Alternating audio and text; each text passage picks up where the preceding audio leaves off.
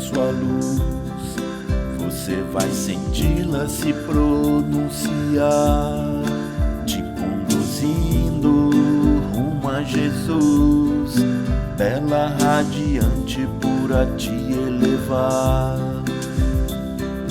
Todos já sentimos vibrar, por um instante, um segundo qualquer, nos momentos mais fecundos do nosso ser, lá está ela, sempre a se revelar.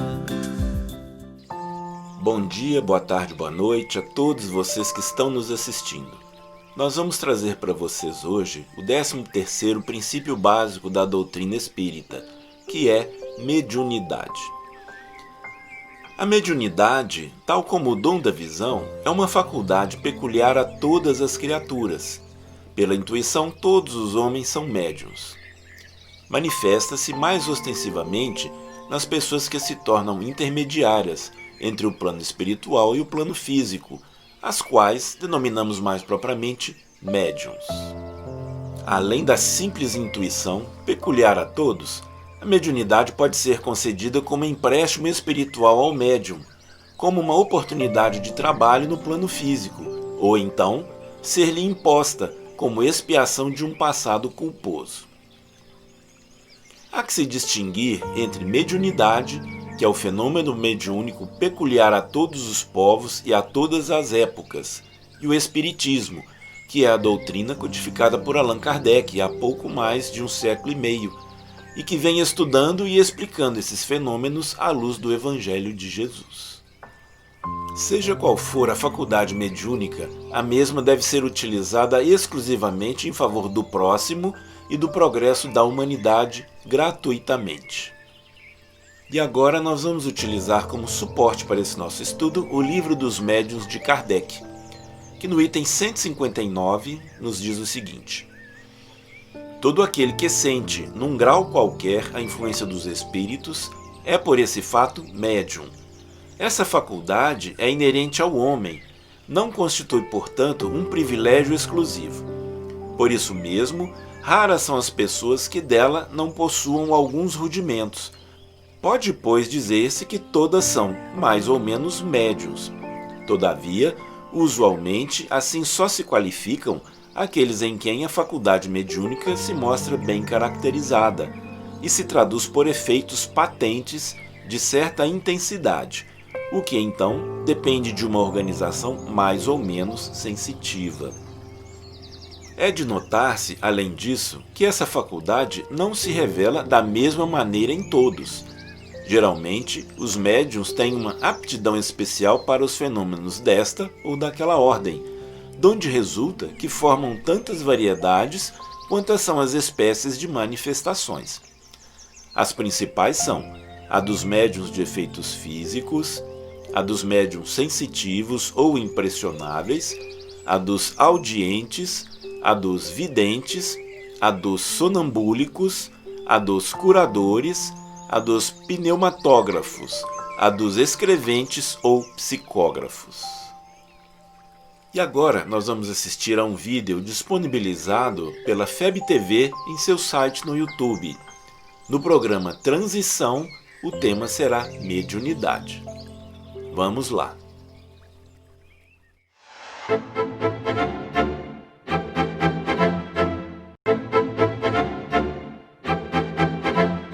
Segundo Allan Kardec, para exercer a mediunidade é necessário ter antes conhecimento teórico. Todos somos médiuns, de forma generalizada, e alguns são médiuns ostensivos. Mas a mediunidade se manifesta de formas diversas em diferentes pessoas? Não temos mais dúvidas, né?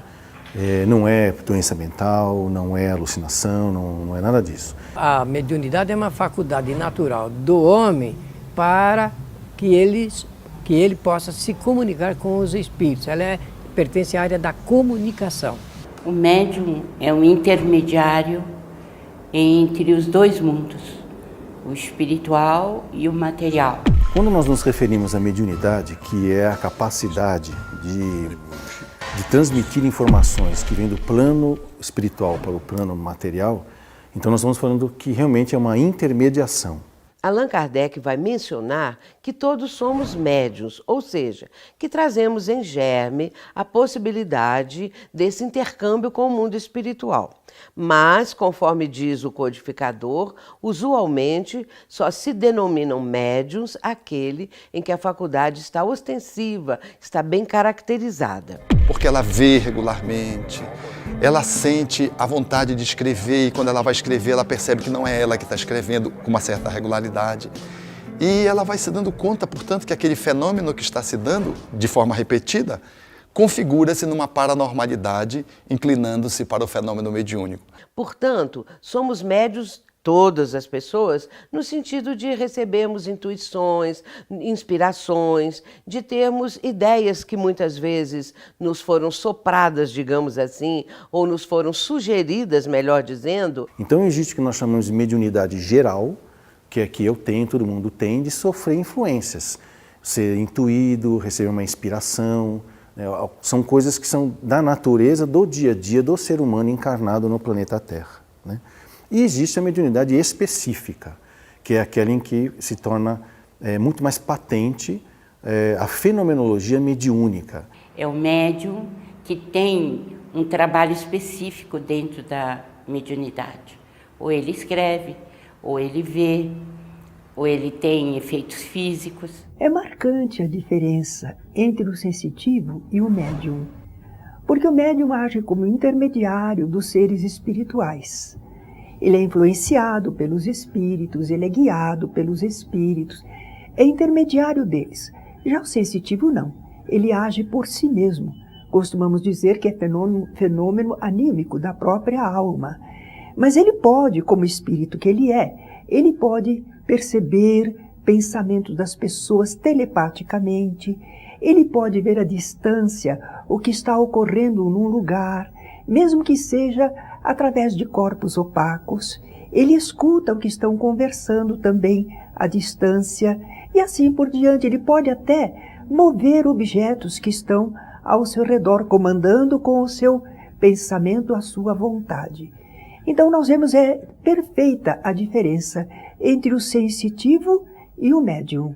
Os espíritos se comunicam com os médiuns através do pensamento. É todo um processo telepático. E, no caso, o espírito comunicante, ele transmite o seu pensamento e o médium, no estado de transe, que é o estado alterado de consciência, ele tem a possibilidade de captar esse pensamento que o espírito está transmitindo. Não há faixa etária, não há raça, não há profissão, não há grau de cultura que defina o fenômeno mediúnico, essa aptidão. Só que o médium precisa estar nesse estado de transe. Ele está concentrado, entra no transe, que é um estado alterado da consciência, mas é um estado rígido, um estado saudável. Agora, nós podemos dizer que durante o transe mediúnico, ele poderá ter consciência ou não do que acontece. É o que nós chamamos de transe consciente ou semiconsciente, quando ele lembra alguma coisa depois, ou transe inconsciente, quando ele não se recorda de nada do que aconteceu. Mas eu posso dizer que a mediunidade inconsciente costuma ser bem rara.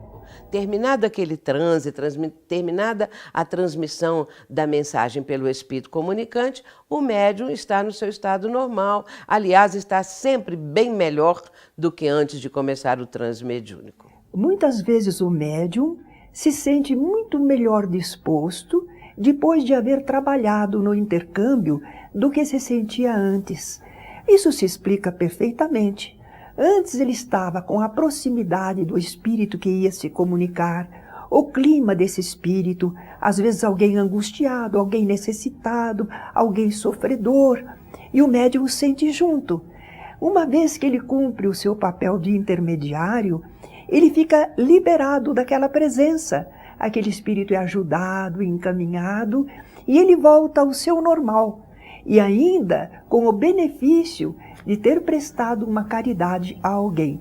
Dentro da lei divina, ele deve se sentir muitíssimo bem. A mediunidade sempre existiu.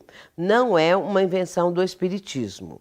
Nós sabemos que Em todos os tempos, os invisíveis, os espíritos, trouxeram notícias de suas presenças, porque apareciam espontaneamente, ou então traziam sensações, inclusive também sonhos. Tudo isso faz parte desse contexto da trajetória da humanidade. Existe o caso oposto, aquele que já apresenta uma mediunidade ostensiva, chega na casa espírita e diz assim: eu não quero ser médium. Falaram que eu sou médium, na verdade eu vejo espíritos, eu tenho essas comunicações com os espíritos, mas eu não quero porque eu tenho medo. Eu não quero porque eu não quero também a responsabilidade da mediunidade. A mediunidade pode caminhar por direções, vamos dizer assim, que podem levar a patologias. Principalmente se o médium não tiver um bom conhecimento sobre si mesmo, não se dispor a fazer um processo de autoconhecimento, inclusive emocional, que é psicoterapia, né? E não tiver valores éticos e morais bem estabelecidos, que é o que nós chamamos no meio espírita de mediunidade com Jesus. Mesmo quando a pessoa tem tudo isso, pode acontecer dela ter acidente de percurso, porque ser médium não é isenção de vida, que a sua vida vai seguir lisa, reta e sem problemas. Não. Há várias etapas na vida em que você vai passar por situações em que a sua mediunidade vai fazer parte da sua vida e ela pode ser prejudicada com isso. Então existe um termo que eu criei que pode ser que a mediunidade se torne uma mediunopatia, uma doença da mediunidade. Em função do quê? Aí, como a gente pode imaginar, vamos pegar uma pessoa cujo sistema de crenças ou de conhecimento religioso não admite a mediunidade. Ela vai continuar sendo médium mesmo ela não querendo. Só que ela vai reprimir a mediunidade, vai começar a dizer que é demônio, vai começar a dizer que é não sei o que lá. E isso vai começar, ela vai preferir diagnósticos psiquiátricos do que admitir que tem mediunidade. Isso é uma mediunopatia.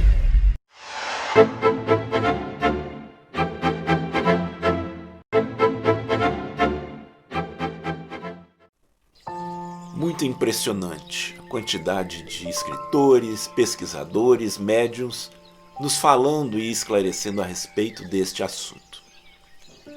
E agora nós vamos trazer para vocês as palavras de Miramês. Em seu livro Lucilações para a Vida, ele nos fala sobre mediunidade ideal. A mediunidade ideal é aquela que não desconhece o amor. O médium cristão é um medianeiro que trabalha na caridade. É o intérprete dos espíritos que não esquece a benevolência e o perdão, e que mesmo açoitado, apedrejado, caluniado ou preso, ergue a cabeça e sente compaixão pelos seus delatores, incluindo-os nas suas preces. Essa é a mediunidade com Jesus. Não pode existir mediunidade sem caridade. A caridade é o conteúdo divino e a mediunidade é o canal pelo qual passa essa substância de vida, realizando o amor no mundo. No dizer de Paulo, muita coisa tem seu fim breve, mormente a ciência. As profecias terminarão para dar sequência a outras revelações. As línguas darão lugar a outros métodos de comunicações. E a ciência dos dias que correm tornar-se-á a ciência do Espírito, que, em suas raízes de amor, transforma-se em caridade. Meus amigos, os mínimos gestos de fraternidade de uns para com os outros, de entendimento, de perdão, de amor e de caridade, representam um início da nossa libertação. Comecemos hoje mesmo a olhar para o nosso semelhante com mais tolerância, investigando em silêncio as suas necessidades. E façamos o que pudermos em favor dele, porque esse gesto de luz viverá eternamente nele e em nós, no céu e na terra, como testemunho para a nossa paz. E agora, concluindo o nosso tema mediunidade, temos a dizer que, comparada com a nascente e o rio, vemos na mediunidade a fonte inesgotável da influência espiritual entre os homens, e no espiritismo vemos o rio a canalizar disciplinadamente esta mesma fonte para produzir sempre mais e o melhor em favor da humanidade. A mediunidade deve estar sempre a serviço do bem, jamais servindo para soluções de problemas materiais ou transitórios, e sua prática deve ser rigorosamente gratuita. De graça recebestes, de graça dai. Não é este ou aquele tipo de mediunidade que nos distingue, mas o uso dela que fazemos. pois esta faculdade nos é concedida para nos habilitar a estender o bem, a começar de nós mesmos. O objetivo final da prática mediúnica deve ser, portanto, a vivência do Evangelho de Jesus entre os homens. Fiquem com Deus, mantenhamos Jesus em nossos corações. Até a próxima.